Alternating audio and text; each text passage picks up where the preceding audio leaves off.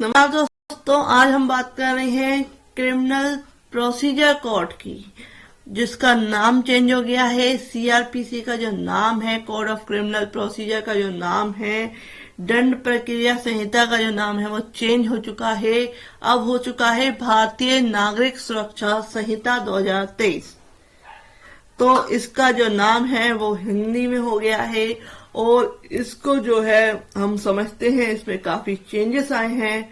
तो इसको स्टार्ट करते हैं और वन बाय वन समझेंगे कि क्या इस कोड में लिखा हुआ है, क्या भारतीय नागरिक सुरक्षा संहिता में चेंजेस आए हैं। तो वन बाय वन आज हम स्टार्ट करेंगे चैप्टर 1 से, जो है प्रिलिमिनरी। तो इससे स्टार्ट करते हैं प्रारंभिक अध्याय 1 प्रारंभिक, जो कहता है सेक्शन 1 इसका कहता है कि इस अधिनियम का संक्षिप्त नाम भारतीय नागरिक सुरक्षा संहिता 2023 है। आपके अगर ज्यूडिशरी के एग्जाम्स है, किसी भी तरह के एग्जाम्स है, किसी भी स्टेट के हैं, तो सारे में ये आपका जो है इम्पोर्टेंट रहेगा, आपको याद रहेगा अगर आप वीडियो को देखते हैं तो सबसेक्शन 2 कहता है कि इस संहिता के अध्याय चैप्टर 9, 11 एंड 12 से संबंधित उपबंधों से भिन्न उपबंध नागालैंड राज्य को और जनजाति क्षेत्रों को लागू नहीं होंगे, किंतु समृद्ध राज्य सरकार अधिसूचना द्वारा ऐसे उपबंधों और उनमें से किसी को यथास्थिति संपूर्ण नागालैंड राज्य और ऐसे जनजाति क्षेत्रों और उनके किसी भाग पर ऐसे तरीके से जो है लागू कर सकेगी, जैसा जो है नोटिफिकेशन में क्या है निर्दिष्ट दिया जाए। जनजाति क्षेत्र से राज्य क्षेत्र वे राज्य क्षेत्र अभिप्रेत हैं जो 21 जनवरी 1972 के ठीक पहले संविधान की 6ठी अनुसूची के पैरा 20 में यथा निर्दिष्ट असम के जनजाति क्षेत्रों से सम्मिलित थे और जो शिलांग नगर पालिकाओं के स्थानीय सीमाओं के भीतर के क्षेत्रों से भिन्न है। यह ऐसी सब सेक्शन 3 कहता है सेक्शन 1 का कि यह ऐसी तारीख से प्रवर्त होगा, ऐसी तारीख से यह अप्लाई होगा, कोड फोर्स में आएगा, जिसे राज्य भारत सरकार राज्य पत्र में अधिसूचना द्वारा क्या है निर्दिष्ट करे। अब इसके बाद आता है सेक्शन 2। आपको मेरी ये वीडियो हिंदी और इंग्लिश दोनों में प्रोवाइड होगी। आप मेरे चैनल की प्लेलिस्ट में जा सकते हैं, तो वहां पे आपको दोनों तरह की वीडियोज प्राप्त होंगी। नेक्स्ट आते हैं सेक्शन 2। सेक्शन 2 कहता है डेफिनेशंस, परिभाषाओं की बात करता है कि क्या वर्ड्स यूज हुए हैं, उनकी क्या क्लेरिफिकेशन है। इस संहिता में जब तक कि संदर्भ में अन्यथा अपेक्षित ना हो, it is in this Samhita unless the context otherwise requires. First पे आता है श्रवण दृश्य, ऑडियो वीडियो इलेक्ट्रॉनिक मीन्स। श्रवण दृश्य इलेक्ट्रॉनिक से अभिप्रेत है और इसके अंतर्गत वीडियो कॉन्फ्रेंसिंग के प्रयोजन के लिए पहचान की आदेशिकाओं को अभिलिखित करना, तलाशी और जो ग्रहण या साक्ष्य इलेक्ट्रॉनिक संसूचनाओं का जो है पारेषण और ऐसे अन्य प्रयोजन के लिए किसी संसूची युक्त का प्रयोग या ऐसे अन्य साधन भी हैं जिसे राज्य सरकार नियमों द्वारा उपबंधित करे। Audio video electronic means shall includes use of any communication device for the purpose of video conferencing, recording of process of identification, search and seize and evidence, transmission of electronic communication and for such other purpose and by such other means as the state government may by rules provided। Next आता है जमानत। जमानत से क्या समझते हैं आप? तो जमानत से किसी अधिकारी या न्यायालय द्वारा क्या है शर्तों पर किसी अपराध के कारित किए जाने के युक्तियुक्त जो संदिग्ध व्यक्तियों द्वारा किसी वारंट बंद पत्र या जमानत पत्र के निष्पादन पर विधि की जो है कस्टडी में, लॉ की कस्टडी में, अभिरक्षा में क्या है, ऐसे व्यक्ति का छोड़ा जाना अभिप्रेत है। यानी कि बॉन्ड भरकर क्या है किसी व्यक्ति को रिलीज करना, ऐसे को कहते हैं जमानत। Bail means release of a person accused of or suspected of commission of an offense from the custody of law upon certain condition imposed by an offense and court on execution by such person of a bond or a bail bond। Next आते हैं जमानती अपराध क्या होते हैं, bailable offence क्या होते हैं। Means an offense which is shown as bailable in the first schedule or which is made bailable by any other law for the time being in force, and non-bailable offense means any other offense। जमानती अपराध से ऐसा अपराध अभिप्रेत है जो प्रथम अनुसूची में जमानती के रूप में दर्शाया गया है। इसमें जो शेड्यूल बना हुआ है उसमें क्लियर रूप से लिखा होता है कि ये अपराध जो है, इस सेक्शन का जो अपराध है, ऑफेंस है, वो जमानती है कि नहीं है। तो उसको क्या है जो डिफाइन किया गया है, वह अपराध क्या है, जमानती के रूप में दिखाया गया है। और तत्समय जो विधि लागू हुई है किसी अन्य विधि द्वारा जमानती बनाया गया है, और अजमानती अपराध से कोई अन्य अपराध अभिप्रेत है, यानी कि जो जमानती नहीं है वो अजमानती अपराध है। नेक्स्ट आते हैं जमानत पत्र, बेल बॉन्ड क्या होता है। Means N undertaking for releasing with security, जमानत पत्र से प्रतिभूति के साथ छोड़े जाने के लिए कोई बंद पत्र अभिप्रेत है, क्योंकि अगर किसी व्यक्ति को छोड़ा जाता है तो उससे एक बेल बॉन्ड लिया जाता है, जमानत ली जाती है, सिक्योरिटी ली जाती है कि जब भी कोर्ट आपको बुलाएगी, जब भी कोर्ट को आपकी जरूरत होगी आप तुरंत आएंगे, नहीं तो आपने जो सिक्योरिटी दी है, जो बॉन्ड बेल बॉन्ड दिया है, वो क्या है, जब्त कर लिया जाता है। नेक्स्ट आते हैं बंद पत्र, बॉन्ड क्या है, नहीं नेक्स्ट आते हैं कहते बॉन्ड क्या है। Bond means a personal bond and undertaking for release without security. बंद पत्र जो है, पहले हमने समझा बेल बॉन्ड, जमानत पत्र, अब समझ रहे बंद पत्र। बंद पत्र से प्रतिभूति के बिना छोड़े जाने के लिए कोई व्यक्ति बंद या वचनबद्ध अभिप्रेत है। यानी कि bond means a personal bond or an undertaking for release without security, बिना सिक्योरिटी के कोई पर्सनल बॉन्ड लिया जाता है जिसमें किसी तरह की सिक्योरिटी नहीं ली जाती, तो उस केस में वो क्या है, बेल बॉन्ड जो है बॉन्ड कहलाता है। नेक्स्ट आते हैं चार्ज, आरोप। चार्ज के अंदर क्या इंक्लूड है, charge includes any head of charge when the charge contains more heads than one। It means आरोप के अंतर्गत जब आरोप में एक से अधिक क्या है, शीर्ष हो, आरोप का कोई भी शीर्ष है, यानी कि किसी भी तरह का कोई क्राइम किया गया है, जो चार्ज लगे हैं, जो सेक्शन लगे हैं, वो आरोप कहलाते हैं। कॉग्निजेबल ऑफेंस, संज्ञेय अपराध। Means an offense for which an cognizable case means a case in which a police officer may, in accordance with the first schedule and any other law for the time being in force, arrest without warrant।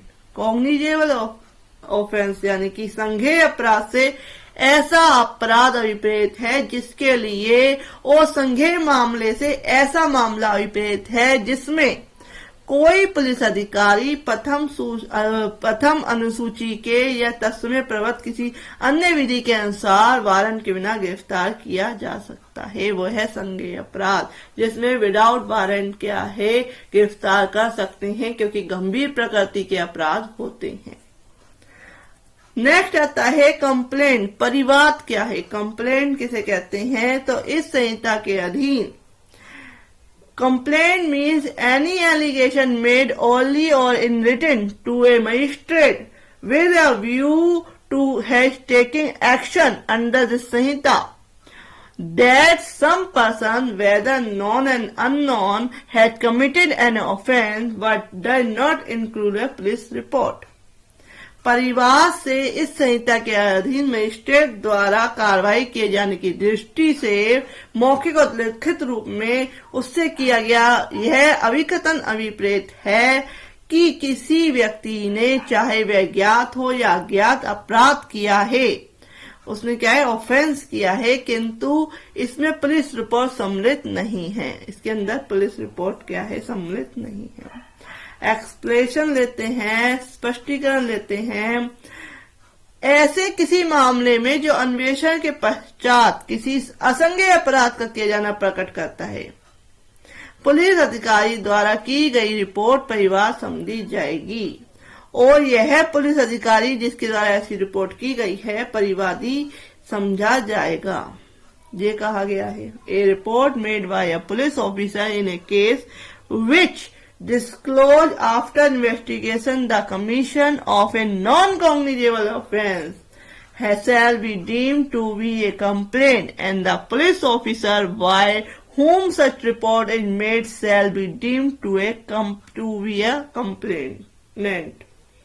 Next आते हैं electronic संसूचना क्या होती है। Electronic communication means the communication of any written, verbal, partial information and video content transmits and transfer, whether from one person to other and from one device to other, or from a person to a device and from a device to a person by means of an electronic device including a telephone, mobile phone and other wireless telecommunication device, or a computer, an audio video player and camera, or any other electronic device and electronic form as may be specified by notification by the central government. Electronic संसूचना से किसी electronic युक्ति जिसके अंतर्गत telephone, mobile phone और अन्य बेतार दूरसंचार युक्ति एंड कंप्यूटर या समदृश्य प्लेयर, कैमरा या कोई अन्य इलेक्ट्रॉनिक युक्ति, इलेक्ट्रॉनिक प्रारूप जो केंद्र सरकार द्वारा अधिसूचना द्वारा निर्दिष्ट किया जाए सम्मिलित है, द्वारा किसी लिखित, मौखिक, संचित्र सूचना और वीडियो अंतर वस्तु की संसूचना अभिप्रेत है, जिसे चाहे किसी एक व्यक्ति से अन्य व्यक्ति को या एक युक्ति से किसी अन्य युक्ति को या किसी व्यक्ति से किसी युक्ति को या किसी युक्ति से किसी व्यक्ति को प्रेषित या अंतरित किया जाता है। यानी कि इलेक्ट्रॉनिक संसूचना, इलेक्ट्रॉनिक कम्युनिकेशन क्या है कि किसी तरीके से एक से दूसरे को कोई सूचना पहुंचाना, कम्युनिकेशन पहुंचाना, वो इलेक्ट्रॉनिक क्या है, कम्युनिकेशन आएगा। नेक्स्ट आते हैं हाई कोर्ट, उच्च न्यायालय से अभिप्रेत है। High court means in relation to any state the high court for that state, किसी राज्य के संबंध में उस राज्य का उच्च न्यायालय। In relation to a union territory to which the jurisdiction of the High Court for the state has been extended by law, that High Courts, किसी ऐसे संघ राज्य क्षेत्र के संबंध में जिस पर किसी राज्य के उच्च न्यायालय की अधिकारता का विस्तार विधि द्वारा किया गया है, वहां वह उच्च न्यायालय। थर्ड पे है in relation to any other union territory the highest court of criminal appeal for the territory other than the Supreme Court of India, किसी अन्य संघ राज्य क्षेत्र के संबंध में भारत के उच्चतम न्यायालय से भिन्न, उच्चतम न्यायालय को छोड़कर उस संघ राज्य क्षेत्र के लिए दांडिक अपील का सर्वोच्च न्यायालय। नेक्स्ट आते हैं हम जांच, इंक्वायरी। इंक्वायरी से क्या समझते हैं? Inquiry means every inquiry other than a trial conducted under this Sanhita by a magistrate or court.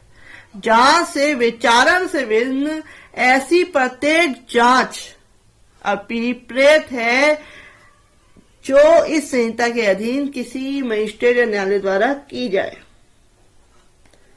Next आते हैं इन्वेस्टिगेशन। अन्वेषण के अंतर्गत वे सब कार्रवाइयां हैं जो इस संहिता के अधीन किसी पुलिस अधिकारी द्वारा या किसी भी ऐसे व्यक्ति मजिस्ट्रेट द्वारा इस निमित्त प्राधिकृत है साक्ष्य एकत्र करने के लिए की जाए। Investigation include all the proceedings under this Sanhita for the collection of evidence conducted by a police officer and by any person। यानी कि जो इंक्वायरी है वो जांच है, अन्वेषण है, इन्वेस्टिगेशन है, other than a magistrate who is tried by a magistrate in this behalf। यानी कि साक्ष्य एकत्र करने के लिए जो किया जाता है अन्वेषण, वो क्या है, इन्वेस्टिगेशन कहलाता है। एक्सप्लेनेशन है, स्पष्टीकरण है, जहां किसी विशेष अधिनियम के उपबंधों में से कोई भी संहिता के उपबंधों के असंगत है, वहां विशेष अधिनियम के उपबंध अभिभावी होंगे। Where any of the provision of a special act and inconsistent with the provision of the Sanhita, the provision of the special act shall prevail। Next आते हैं न्यायिक कार्रवाई, judicial proceeding. Judicial proceeding includes any proceeding in the course of which evidence is or may be legally taken on oath। न्यायिक कार्रवाई के अंतर्गत कोई ऐसी कार्रवाई आती है जिसके अनुक्रम में साक्ष्य वैध रूप से शपथ पर लिया जाता है या लिया जा सकेगा। यानी कि न्यायिक कार्रवाई में कोई ऐसी कार्रवाई है जिसके साथ क्या है, साक्ष्य वैध रूप से लिया जाए, लीगली रूप से शपथ पर लिया जाता है, ओथ पर लिया जाता है या लिया जा सकता है। नेक्स्ट आते हैं लोकल जुरिडिक्शन।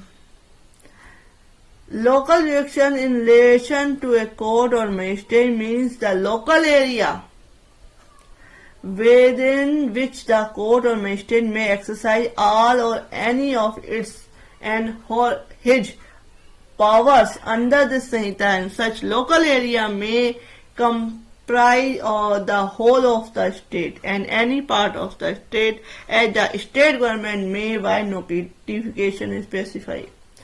कोई न्यायालय मजिस्ट्रेट के संबंध में स्थानीय अधिकारता से वह स्थानीय क्षेत्र अभिप्रेत है, इंक्लूड है, जिसके में भीतर ऐसा न्यायालय मजिस्ट्रेट इस कोर्ट के अंदर इस संहिता के अधीन अपने सभी या किन्हीं शक्तियों का प्रयोग कर सकेगा और ऐसे स्थानीय क्षेत्र में संपूर्ण राज्य का कोई भाग समाविष्ट हो सकेगा, इंक्लूड हो सकेगा, जो राज्य सरकार अधिसूचना द्वारा निर्देश दे।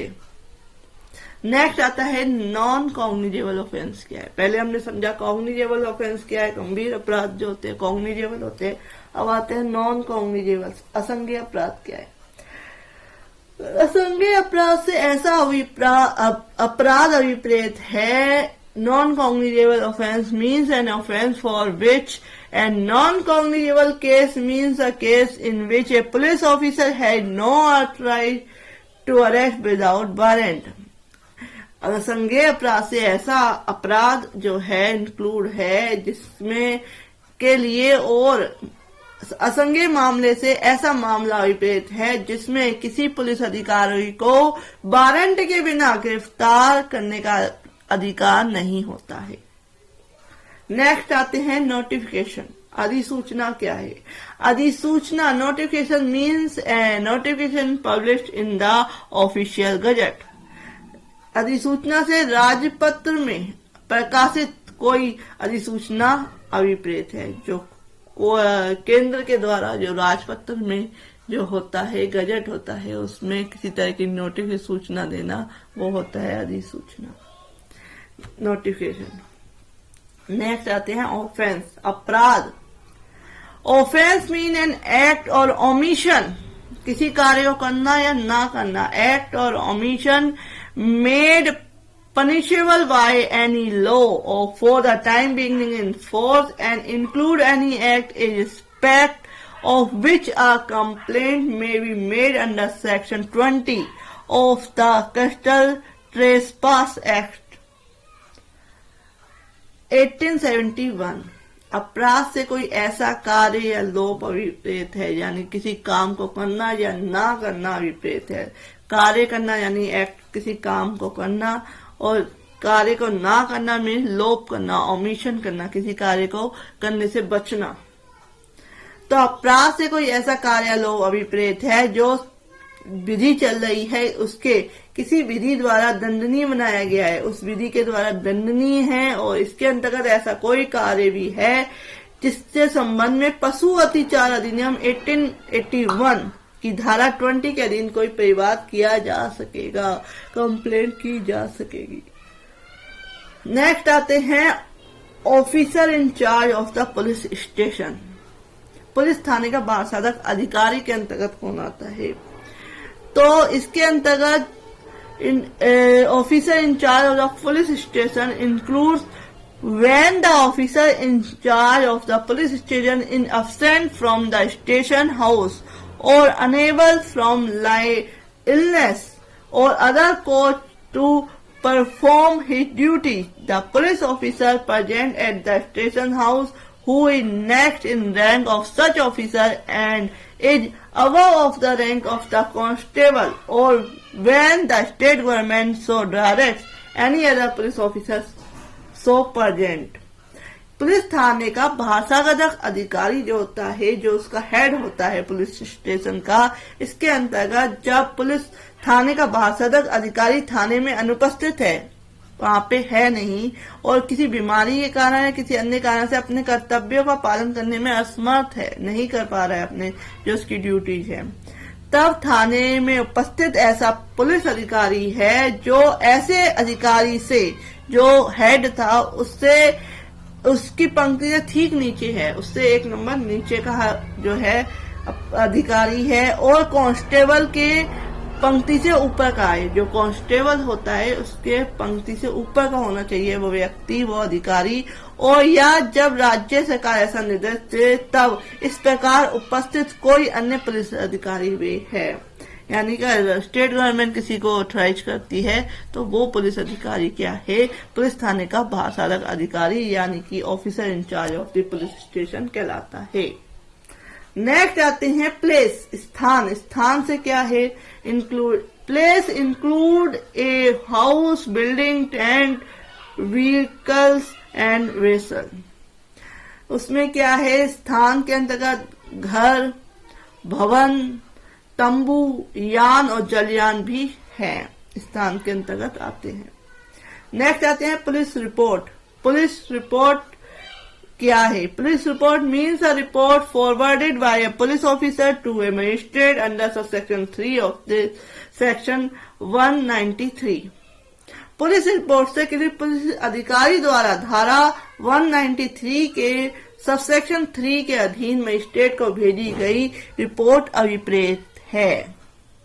नेक्स्ट आते हैं police station. Police station, police थाना क्या है? Police station means any post and place declare generally or specially by the state government to be a police station and includes any local area specified by the state government in this behalf। Police थाने से कोई भी चौकी या स्थान अभिप्रेत है जिसे राज्य सरकार द्वारा साधारणतः विशेषतया पुलिस थाना घोषित किया गया है, और इसके अंतर्गत राज्य सरकार द्वारा इस नियमित निर्देशित कोई स्थानीय क्षेत्र भी है। जो चौकी होती है जहाँ पे की जो गवर्नमेंट ने जो जगह पे चौकियां बनाई होती है पुलिस चौकी, तो वो इंक्लूड है। नेक्स्ट आते हैं पब्लिक प्रोसिक्यूटर। लोक अभियोजक क्या है? Public prosecutor means any person appointed under section 18 and includes any person acting under the direction of a police prosecutor, public prosecutor। लोक अभियोजक से धारा 18 के अधीन नियुक्त कोई व्यक्ति अभिप्रेत है जो सेक्शन 18 के अधीन क्या है उसे अपॉइंट किया गया है और इसके अंतर्गत लोक अभियोजक के निर्देशों के अधीन कार्य करने वाला कोई व्यक्ति है। नेक्स्ट आते हैं सब डिवीजन। खंड क्या है, सब डिवीजन क्या है, नेक्स्ट वीडियो में आपको बताऊंगी कि आज के other definition. Thank you for watching this.